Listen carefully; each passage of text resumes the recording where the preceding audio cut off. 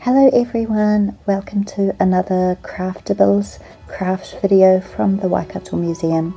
Today I'm going to just be doing a few little doodles and just free drawing based on some random shapes that I make up today. Now I'm using watercolour paints. If you don't have watercolours, you can use acrylic paints, coloured pencils, or like I'm doing here, I've made some very strong tea. I did try and make some just with the tea as well, just to show you that you don't have to have paints around to be able to enjoy this exercise. I used just normal black ink pens, but if you don't have black ink pens, then you can just use a biro, is fine as well. So starting here, I'm just wetting my brush with a little bit of water and just applying it to the paint to build up a nice colour. I'm just building up a nice thick colour here. You can use whatever colour you want. I've used a few different colours here. Do remember to wash your brush in between your different paints so that way your paints don't get all muddy coloured and brownish. I found that while I'm painting, most of my shapes that ended up being the most interesting ones to work from were the shapes that I tried to make the most unusual, whether that was instead of doing like just small bubbly shapes, just kind of doing some spiky ones, or swirling your brush around and just having a bit of fun with the paintbrush. It doesn't have to look like anything in particular. You're not trying to make it look like anything in particular. At this point, you're just trying to have a little bit of fun in moving your brush around on the paper. I used a slightly strong watercolour paper, but you absolutely don't have to have any special type of paper for this. The paper might bend a little bit from the water, but it will still be usable.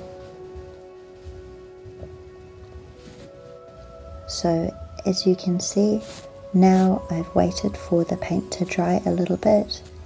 I'm just going back in with my black ink pen.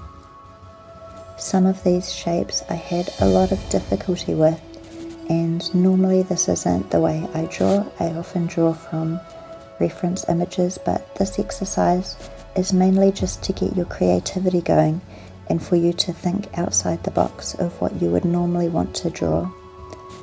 It's also a great activity to use for kids because you don't have to be too perfect at what you're drawing. The main goal is just to have a little bit of fun.